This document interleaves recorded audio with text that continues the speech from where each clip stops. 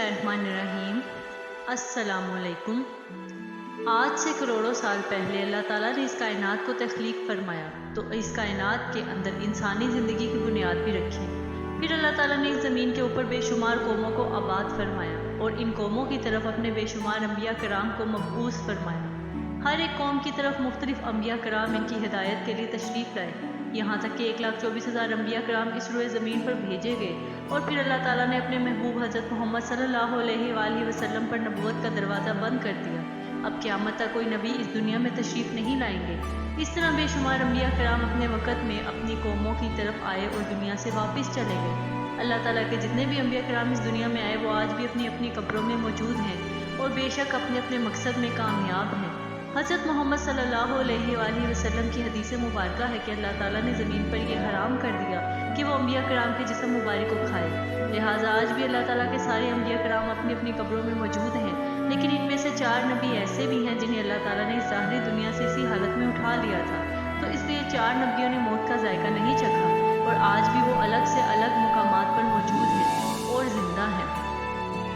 मुख्तलिफ रवायात और अहादीस नबी की रोशनी में 4 ऐसे अम्बिया कराम का जिक्र मिलता है जिनको अल्लाह ताला ने आज भी ज़िंदा रखा है। लेकिन यहाँ सवाल ये है कि इन 4 नबियों को अल्लाह ताला ने किस वजह से ज़िंदा रखा और कहाँ रखा है और कब तक ज़िंदा रहेंगे। सबसे पहले नबी जिनको अल्लाह ताला ने मौत नहीं दी और जिनके हमेशा ज़िंदा रहने का जिक्र अल्लाह ताला ने खुद कुरान मजीद में किया है वो हैं हज़रत ईसा अलैहिस्सलाम। जब हज़रत ईसा अलैहिस्सलाम ने नबूवत का ऐलान किया तो उन्होंने अपने इर्द गिर्द के लोगों को जमा करके फरमाया कि मैं आपको अल्लाह के दीन की दावत देता हूँ। वो लोग यहूदी कौम से थे। इन्हीं की दीनी किताब में लिखा था कि अल्लाह का एक नबी आएगा जो यहूदियों के दीन को ख़त्म कर देगा।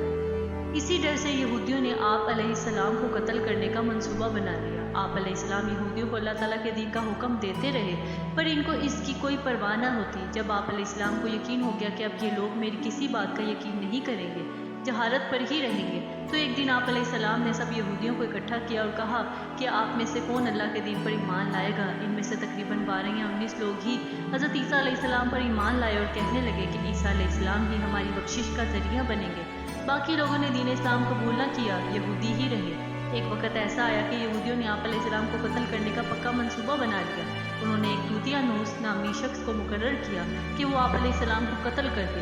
जब तूतियानूस आप अलैहिस्सलाम के पास जा रहा था तो अल्लाह ताला ने एक फरिश्ते को हुक्म दिया कि जाओ हज़रत ईसा अलैहिस्सलाम को आसमान की तरफ उठा लाओ। वो फरिश्ता अल्लाह के हुक्म की तमील करते हुए आप अलैहिस्सलाम को आसमान की तरफ ले गया। जब आप अलैहिस्सलाम आसमान पर पहुँचे तो आप अलैहिस्सलाम की मुलाकात आप अलैहिस्सलाम की वालिदा से हुई। आप अलैहिस्सलाम की वालिदा ने आप अलैहिस्सलाम को गले लगाकर प्यार किया तो आप अलैहिस्सलाम ने फरमाया कि अम्मा जान अब हम रोज़े क़यामत ही मिलेंगे। जब आप अलैहिस्सलाम को ज़मीन से उठाया गया तो आपकी उम्र 33 साल थी। जब हज़रत जिब्राईल अलैहिस्सलाम आप अलैहिस्सलाम को बदली के ज़रिए आसमान पर ले गए पर यहूदी बाहर खड़े तूतियानूस का इंतज़ार करते रहे कि कब तूतियानूस हज़रत ईसा अलैहिस्सलाम को ख़त्म करके बाहर आएगा। काफ़ी देर के बाद वो सारे आप अलैहिस्सलाम के घर गए। उन्होंने वहाँ एक शख्स को पाया जिसका चेहरा आप अलैहिस्सलाम जैसा ही था। उन्होंने इसको कत्ल कर दिया। कत्ल करने के बाद उन्होंने देखा कि ये चेहरा तो ईसा अलैहिस्सलाम जैसा ही है पर ये तो हमारा भेजा हुआ तूतियानूस है। वो ये माजरा देखकर 2 ग्रोहों में तकसीम हो गए और आपस में ही लड़ने झगड़ने लगे। इस लड़ाई में बहुत ज़्यादा यहूदी कत्ल भी हो गए। अल्लाह ताला ने सूरत निसा की आयत नंबर 157 से 158 में ये वाक़या यूँ बयान फरमाया है, तर्जुमा।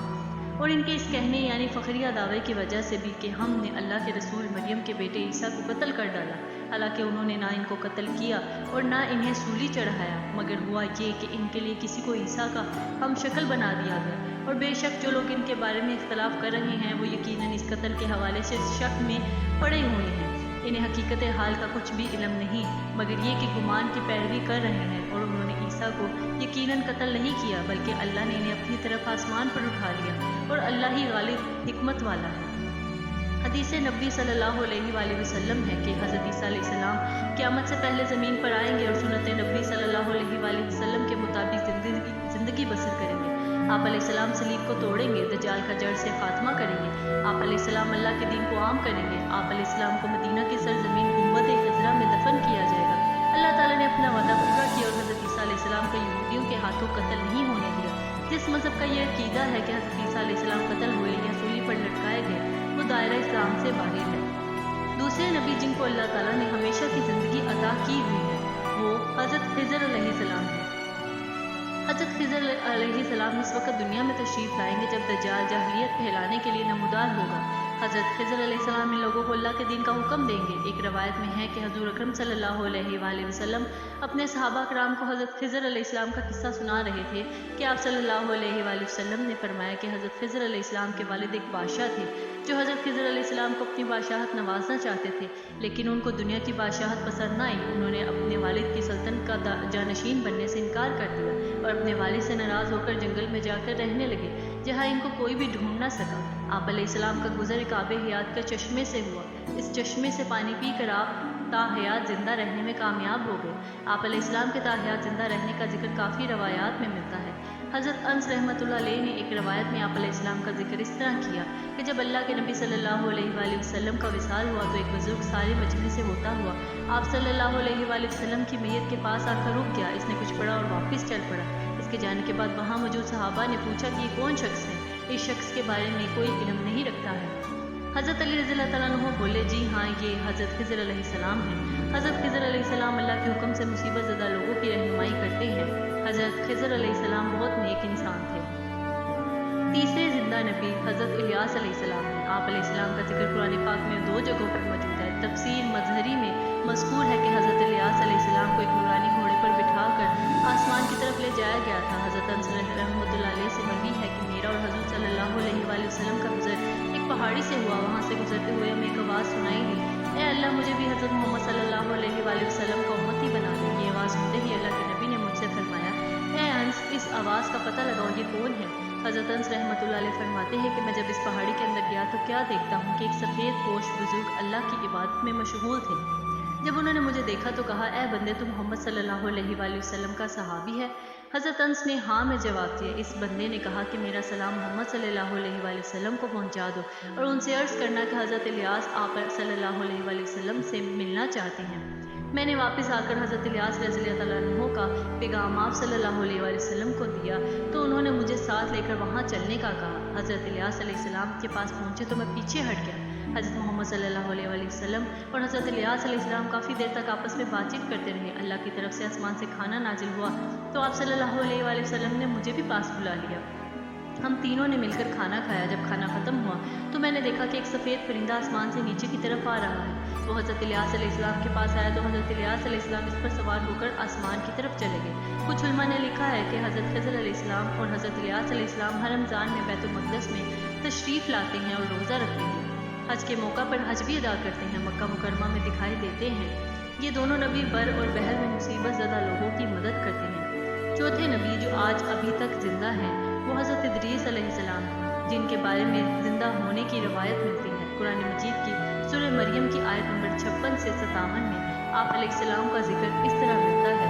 तर्जुमा, वो एक नेक परहेज़गार इंसान और नबी थे कि अल्लाह ताला ने हज़रत इदरीस को जन्नत से उठा लिया था।